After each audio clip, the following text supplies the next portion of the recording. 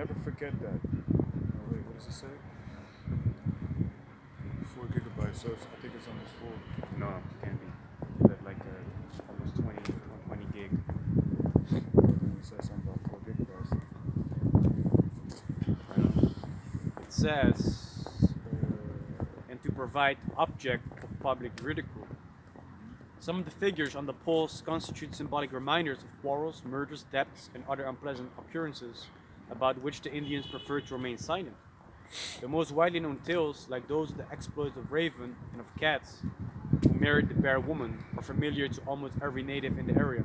Carvings which symbolize these tales are sufficiently conventionalized to be readily recognizable, even by persons whose lineage does not recount them as their own legendary history. It says totem poles were never objects of worship. The association with idol worship was an idea from local Christian missionaries, which those were Edomites, that came with the Bible, And here, they came with the slave boat they called Jesus. and with the knife in the back. Yeah, right. It says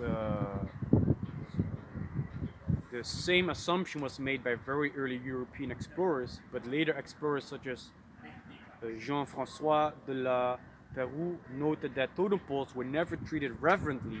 They seemed only occasionally to generate allusion or illustrate stories that were usually left to rot in place when people abandoned a village.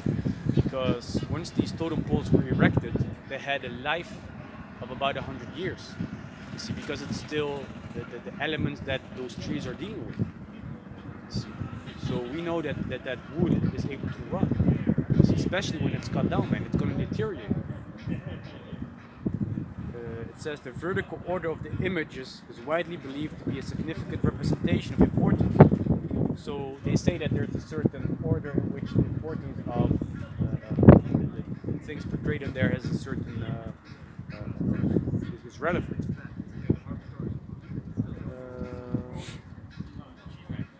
The idea is so pervasive that it has entered into common parlance with the phrase "low man on the totem pole." This is great. It says this phrase is indicative of the most common belief of ordering importance, that the higher figures on the pole are more important or prestigious. The counter-argument frequently heard is that figures are arranged in a reverse hierarchy, style with the most important representation being on the bottom and the least important being on top.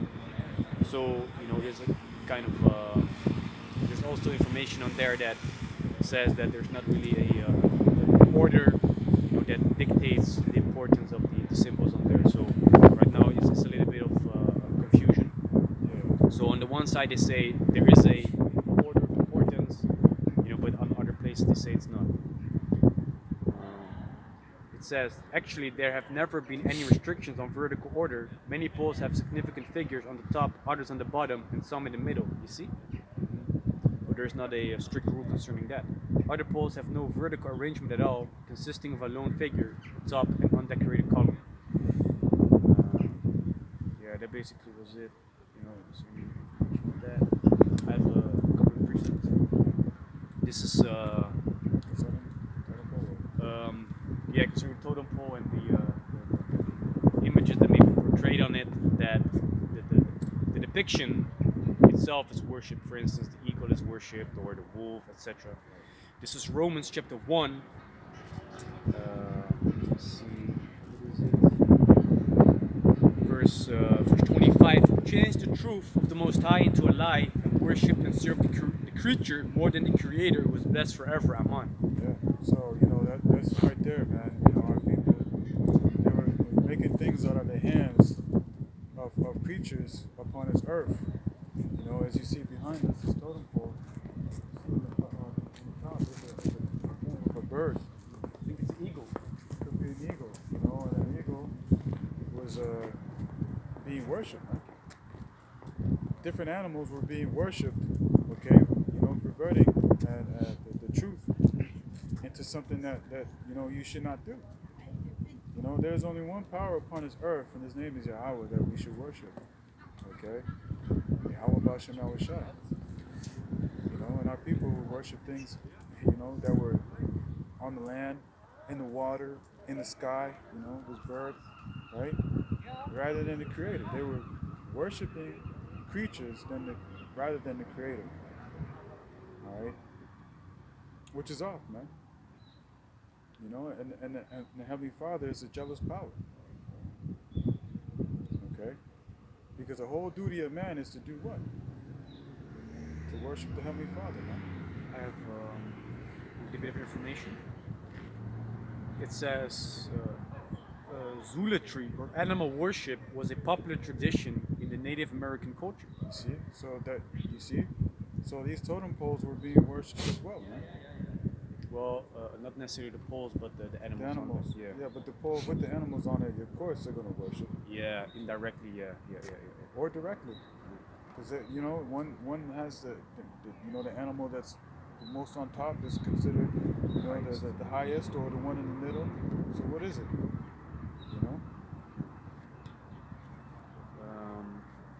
It says many animals were considered sacred by the people of indigenous tribes of America.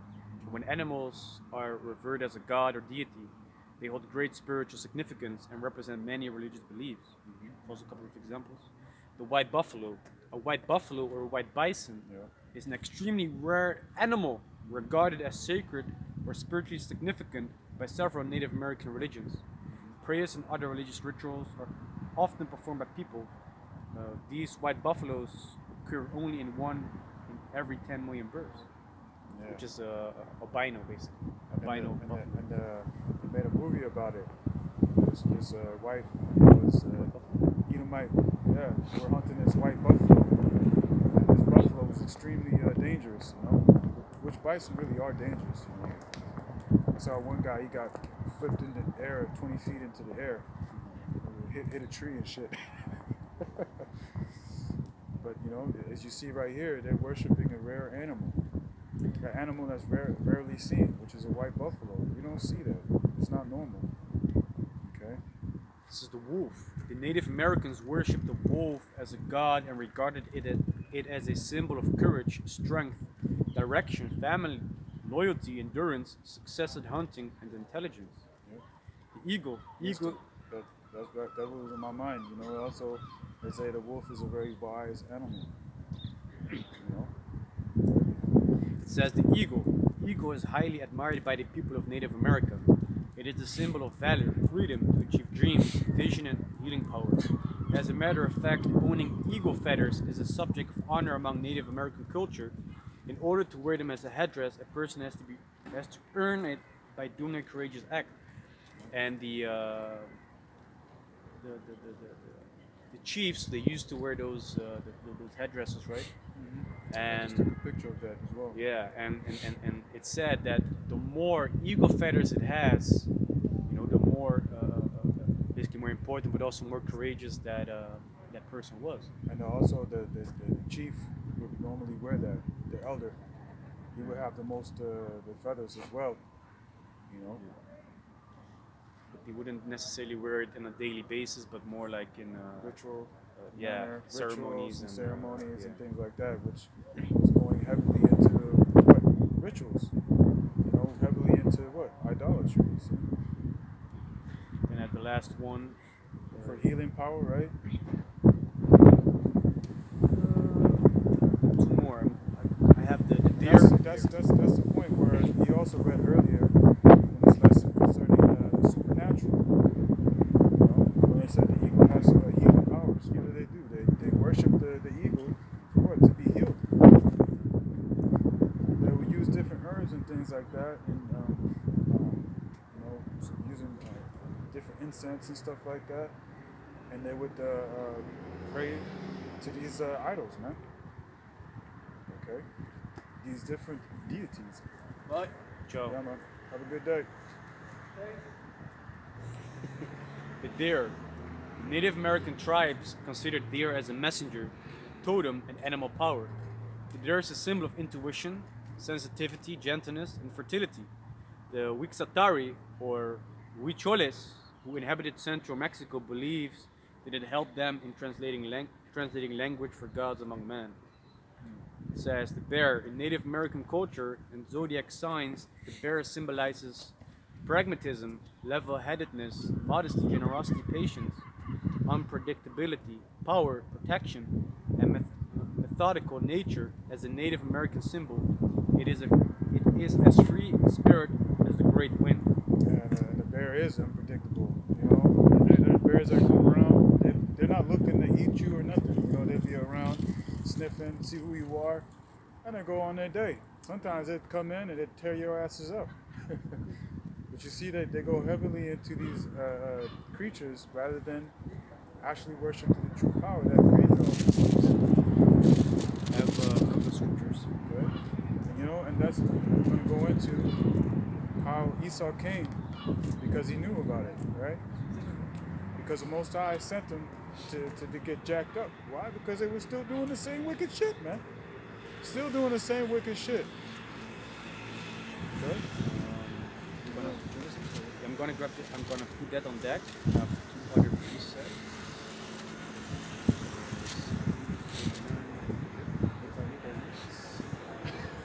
It'll be funny if they come too. This is Romans chapter 8, verse 16. The Spirit itself bears witness with our spirit that we are the children of the Most High. Right. Okay. So, you know, the Spirit, if you go to John, what is it, chapter 7? John chapter 6, verse 63, which I'm going to get, we get the understanding that the Spirit refers to the understanding of the Scriptures, you see, which is the Holy Spirit. Right. And yeah, just to add in there, Slaka, you know, it's you know, because we're gonna have Israelites that are gonna look like these other nations as well. You know what I'm saying? You know, coming into this truth, coming from all these different types of so-called cultures. All right. this is John chapter 6, verse 63. It is the Spirit that quickeneth, the flesh profiteth nothing. The words that I speak unto you, they are spirit and they are life. So that means that the scriptures, you know, are also being referred to as the Spirit. Yeah. Which, through the understanding of the scriptures, we understand that the Native Americans, or better said, the Gadites, are part of the part of the nation of Israel. Because one of the customs that they used to have, which they kept, you know, until the latter days, so that we were able to see that they had one of their customs, was the fact that they, you know, have fringes upon, you know, their clothing. You see? And Gad and Reuben, you know, they also kept the land Sabbath. Yeah. You know, they would cultivate a land for 6 years, and then on the 7th year, they would go cultivate somewhere else, keeping the balance of the land. They knew about the land, and they took care of the land as well. Yep. Precept. You know, like they talk about these Edomites cutting down trees and stuff for no damn reason, and they would say they're destroying ecosystem. One tree would have a whole ecosystem underneath it that kept the life within it. Yep. Esau would come and just destroy everything for what? For profit. Because what, you know, our people used to do, we used to live, you know, I want to say in balance with nature, because we actually did. Yeah. Because what we actually did is we used those, we grabbed those things that we needed, not because we wanted, we needed them. So we hunted enough meat to survive. We didn't kill for sport. We didn't kill extra bisons, etc. We didn't do that. We just took down the bisons, you know, that we needed to provide for our families, and then the rest would just grow. Yeah. Because we also used the hides, you know, for what? For when it got summertime, it kept us warm. You understand? And then we used the meat as well. You know, Esau would murder a whole bunch of buffalo so he could get the hide from them to make garments so he can make money. That's what he was about. You know? This is Numbers chapter 15, verse 38. Speak unto the children of Israel, and bid them that they make them fringes in the borders of their garments throughout their generations, and that they put on the fringe of the border a ribbon of blue. You see? So in the spirit, they kept the ways, but not all the way. You know, even to this day they wear fringes, and our people are just so destroyed for the lack of knowledge that they don't know why. They just think it's a custom. You see? They think it's just a custom, just like, you know, our people in Nigeria. You know, they get circumcised. They don't know why. They just keep it because it's a part of a custom, right? No, because it was a part of the law that we are to do these things. And the fringes was a reminder, with the border of blue, as we have right here. As a reminder to keep the ways of Yahawah, Bahasham, Yahawashi.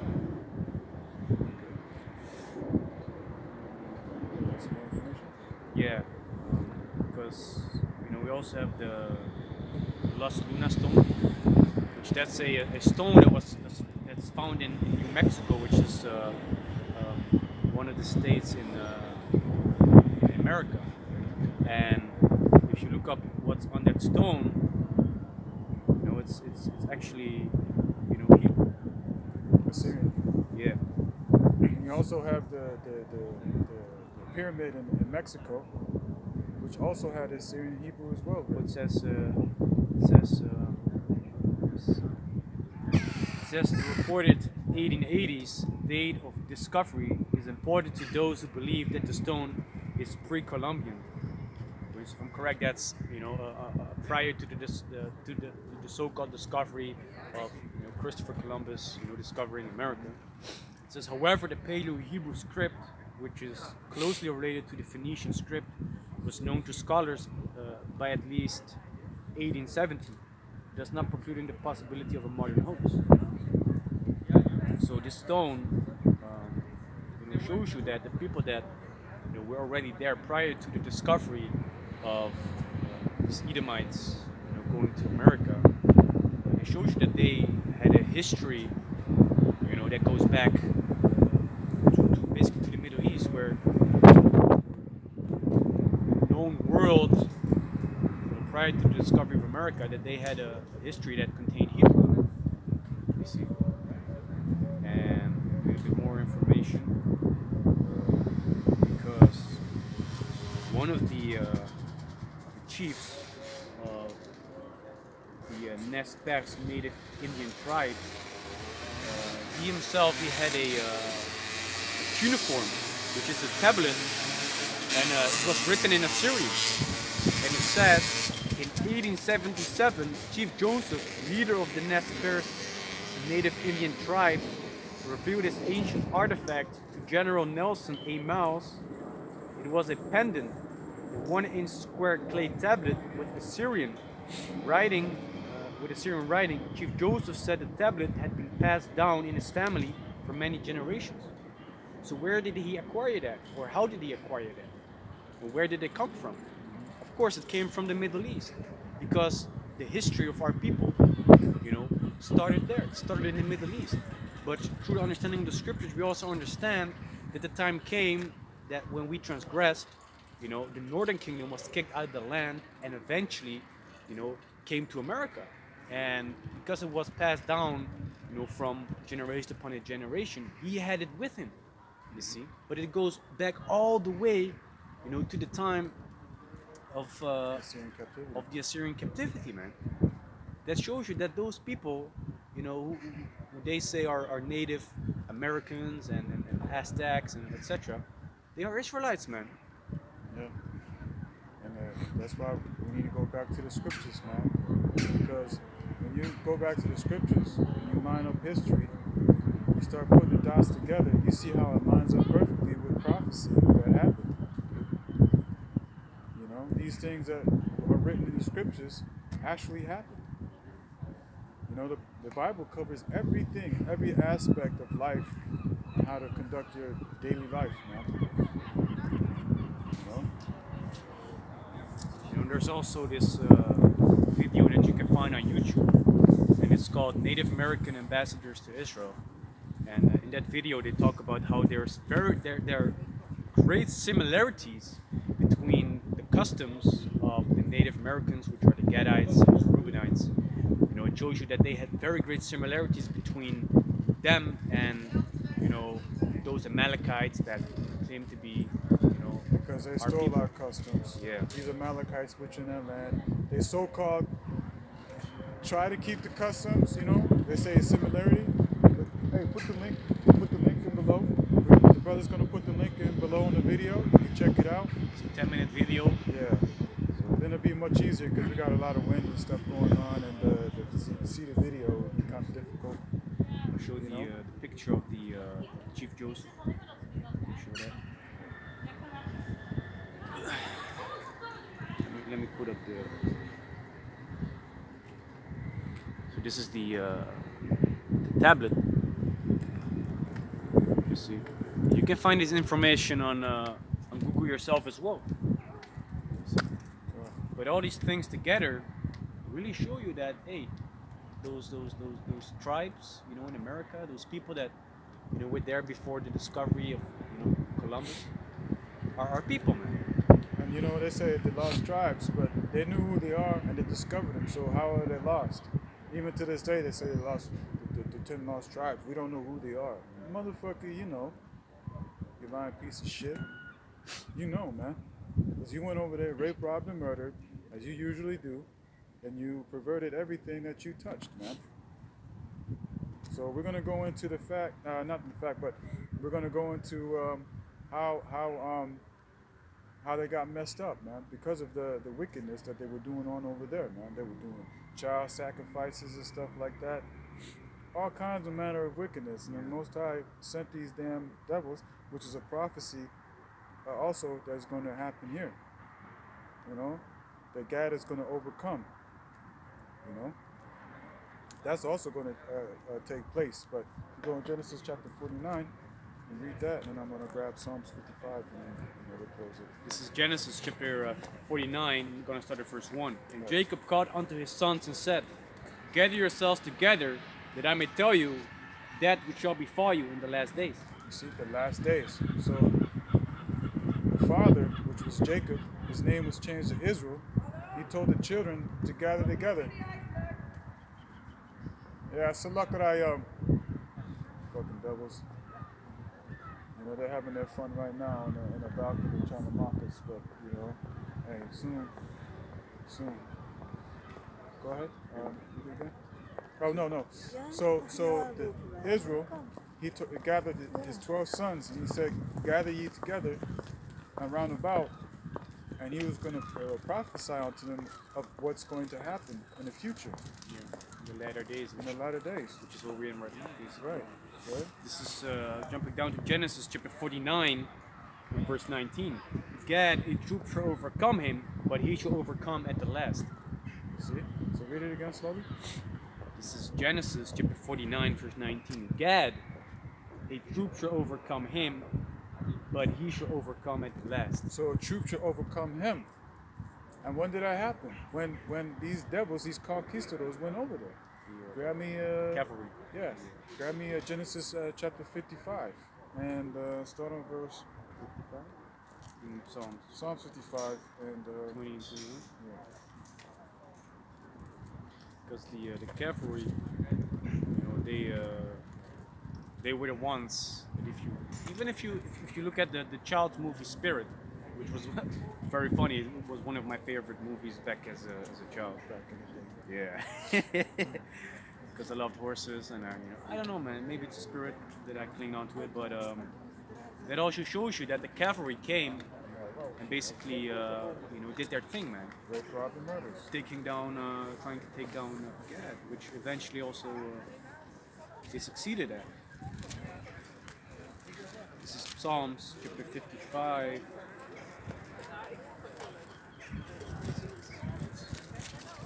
Psalm chapter 55. And verse 21. The words of his mouth were smoother than butter, but war was in his heart. Yeah, because he came in a subtle manner. Okay, he came up to Gad and Reuben in the 10 tribes. He came in a very subtle way, man. And Gad, he was overcome. Why? Because he came and he deceived the shit out of us.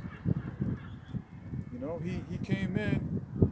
You know, he came in smooth, like, hey, you know, and what these conquistadors said, they said, hey, man, these people are easy to be taken, you know. Conquistadors, you mean South America or North America? Because the conquistadors were the ones that came from Spain and Portugal and went to South America. Oh yeah, that's right. And the cavalry was correct.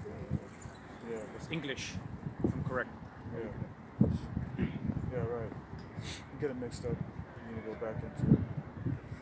But yeah, so these Edomites, they came in a very subtle way, and what they did is they came in and they saw how friendly our people were, man, and they took advantage. You know, they came with peace, but behind their back they had a sword, man. They had a sword, okay, and that is that old spirit, that perpetual hatred that he had for our people, man. Because he committed genocide when he came. He didn't come with peace and love. Okay? And that's how what it talks about is can you read it again for me? I'll read it again. This is Psalm 55 and 20. He hath put forth his hands against such as be at peace with him. You see? Because he came with peace. You know, he was like, hey, you know, he came friendly. But what did he do to the Native Americans, the Gadites, the Reubens? He came with a sword, man. He committed genocide, right? Because the word Indian means savage. That's what he thought. That's what he labeled our people to justify his murders, man. He had broken his covenant, and every covenant that he made with Gad, he broke it. Every treaty that they had, he broke it. Okay. The word of his mouth was smoother than butter. You know, it sounded really good, man. Very soft, right? But this is what it says. But war was in his heart. He didn't come with peace. In his heart, talking about the mind. The Hebrew word is loud, man. In his mind, he was like, man, I'm going to kill these motherfuckers, man.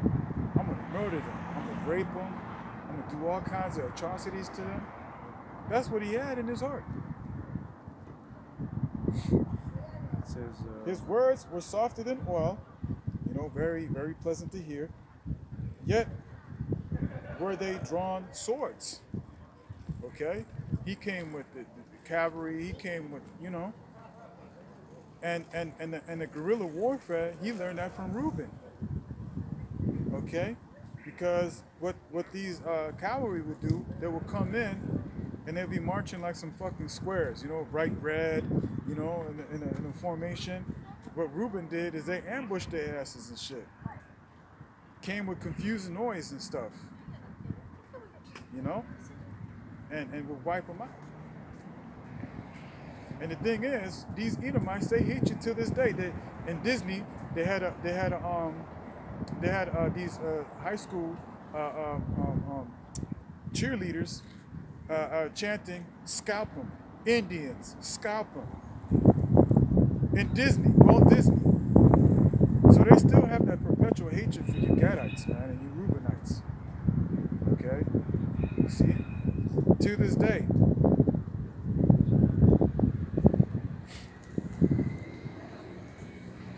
So yeah, the cavalry, you know, was the United States cavalry, and once the European settlers came, you know, the European settlers consisted of, you know, the French,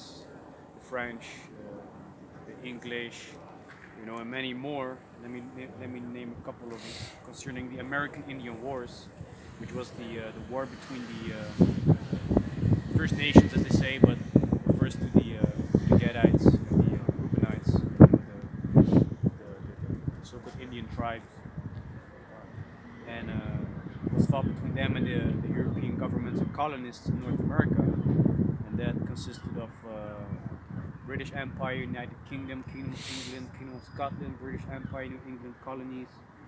A lot of those, it says Kingdom of France, French, the Dutch Empire, Swedish, Danish, Russian, you know, so yeah, shitload of Edomites going in there. Yeah, man. Spain. Spain too? Yeah, it says Spain Empire. Don't know how much the influence was of them, of course. But they were the first ones to go. They say Spanish, but you know,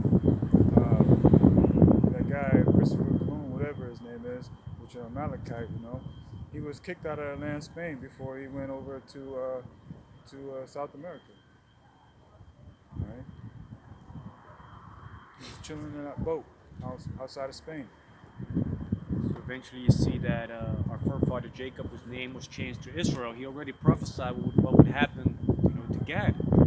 They will be overcome by a military force, which was the cavalry, the United States cavalry, and in the latter days, eventually, the Gadites would also prevail. Which that's something that needs to happen. But what I do see, because we're just talking about the elect. There's going to be 12 tribes out of each tribe of Israel, okay, that is going to overcome the ways of this world. So when the time comes, man, hey, man, you don't have Gadites of the elect, man, tearing your asses up, man, because the Most High is only dealing with a small number, and that's going to show the power of the Heavenly Father. They're going to know that there is an actual power upon this earth, and they're only dealing with the children of Israel, man. Okay? So that was pretty much it. Got anything else? No. So with that, I want to give all praises, honor, and glory to Yahawah, Bahasham, Yahawashi, Bahasham, Qadash. Bahasham, Qadash. Double honors to the apostles, the elders of great Millstone that teach and rule well among many other things, and peace and salutations to the elect that is scattered abroad in the four winds. Shalom. Shalom.